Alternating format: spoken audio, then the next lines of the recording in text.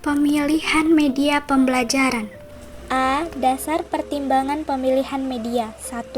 Alasan teoritis. Dalam pertimbangan memilih media sangatlah sederhana, yaitu dapat membantu memenuhi kebutuhan atau mencapai tujuan pembelajaran yang akan dicapai. Jika tidak sesuai dengan kebutuhan dan tujuan, maka media tersebut tidak digunakan. 2. Alasan praktik. Berkaitan dengan pertimbangan-pertimbangan dan alasan pengguna media seperti guru, dosen, instruktur adalah mengapa menggunakan media dalam pembelajaran. B. Kriteria umum pemilihan media. 1. Kesesuaian dengan tujuan pembelajaran. 2. Kesesuaian dengan materi pembelajaran. 3. Kesesuaian dengan karakteristik siswa. 4. Kesesuaian dengan teori. 5. Kesesuaian dengan gaya belajar siswa. 6. Kesesuaian dengan waktu yang tersedia, fasilitas pendukung, dan kondisi lingkungan. C. Kriteria khusus pemilihan media. 1. Biaya. Biaya harus dipertimbangkan karena banyak jenis media yang berbayar. Pada umumnya, media canggih biasanya cenderung mahal. Namun, mahalnya biaya itu harus kita hitung dengan aspek manfaatnya. Semakin banyak yang menggunakan, maka biaya dari sebuah media akan semakin menurun. 2. Akses. Kemudahan akses menjadi pertimbangan pertama dalam memilih media. Apakah media yang kita perlukan itu tersedia, mudah, dan dapat dimanfaatkan oleh siswa? Misalnya kita ingin memakai media internet.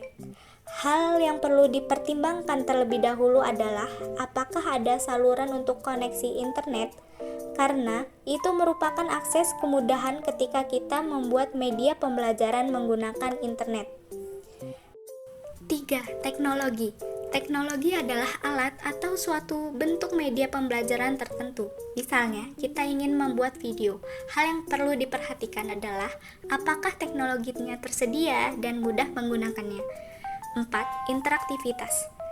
Media yang baik adalah yang dapat memunculkan komunikasi dua arah. Setiap kegiatan pembelajaran yang dikembangkan memerlukan media yang sesuai dengan tujuan pembelajaran tersebut.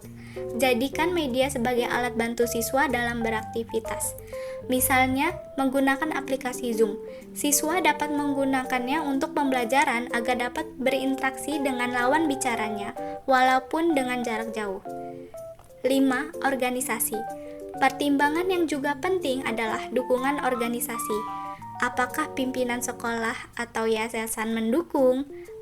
Bagaimana pengorganisasiannya? Dan apakah di sekolah ini tersedia satu unit yang pusat sumber belajar? 6. Pembaruan. Pembaruan ini menjadi pertimbangan media karena dengan adanya ide atau inovasi, maka media pembelajaran akan lebih baik dan menarik dari sebelumnya. D. Prosedur pemilihan media, yaitu format pemilihan media. Tahap 1. Format flowchart. Menggunakan sistem eliminasi dalam proses pengembangan pengembalian keputusan. Jika salah satu dari 3 opsi gagal, maka 2 lainnya akan gagal dan melanjutkan ke langkah berikutnya. Tahap kedua, yaitu format matriks. Format matriks memudahkan proses pengembalian keputusan hingga semua kriteria terpenuhi. Dan tahap terakhir, yaitu format checklist. Mirip dengan format matriks, yaitu mempercepat proses pengembalian keputusan hingga seluruh kriteria terpenuhi.